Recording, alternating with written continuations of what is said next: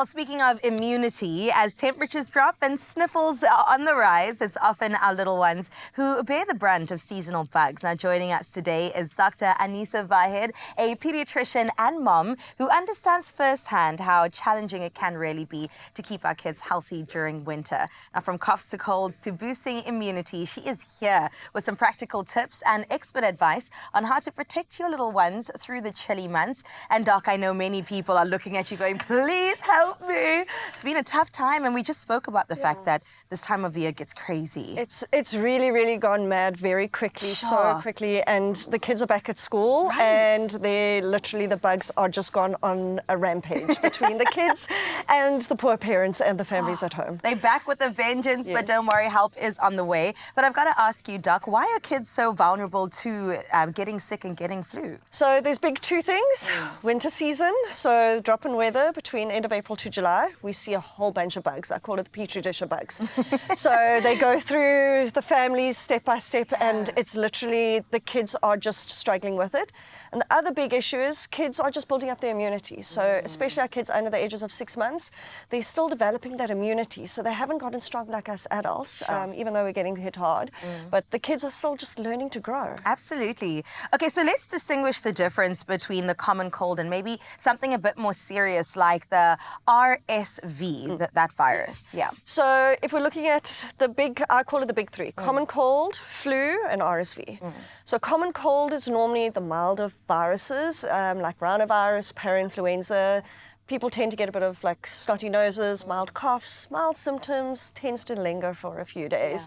But you can handle it with over-the-counter meds. If you get flu, that's the influenza virus, the one that we try and protect against with the vaccination.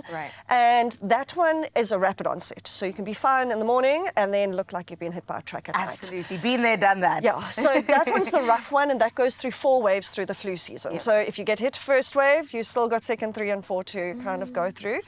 And you'll get big, high fevers, body aches, you just don't feel right, and you'll get that kind of bronchitis type cough. And then RSV is the one that we're getting concerned about, and we're actually already seeing some adults getting affected by RSV, and that's respiratory syncytial virus. That virus normally affects our children under the ages of 5 years, and that normally presents after a few days. So it's kind of similar to flu, where you get a bit of mild congestion, mild cough, but then it peaks on day 2 to day 3, and that's when they get mucus plugging, lots of wheeziness, lots of phlegm. They struggle to get that out, and it takes a few weeks to actually get over that. Wow. Oh my God. But there is some sort of guidance that you can do. All right. So let's get into some common mistakes perhaps that parents go through when trying to cure their kids from any of the above that you mentioned. So I think the big thing that I find is our parents get desperate. They're tired, they're exhausted, they hear their children coughing all the time, and they just want to help their child get better. And I think the big thing is what's happening is they've got a whole pharmacy at home. So they're throwing multiple drugs at their children. And sometimes what happens is that they're not looking at actually what's the ingredients in the drugs. So what tends to happen is we call it polypharmacy, where they're using a lot of similar drugs and they land up actually getting to toxic doses of certain specific things like paracetamol, which may not help their child. So that's where as pediatricians and that's where as doctors and pharmacists are there to help. And what I always tell our parents is don't be scared to ask us. Just say, listen, I've been using this, it isn't helping. What's next? What can I try? Because there's a lot of over-the-counter medications that we can guide you on. It's just we need to know what helped and what didn't help, and we don't want to be throwing a few extra things in there that hasn't really worked. Absolutely. Help is there, so please make use of it, whether it is your pharmacist or your pediatrician.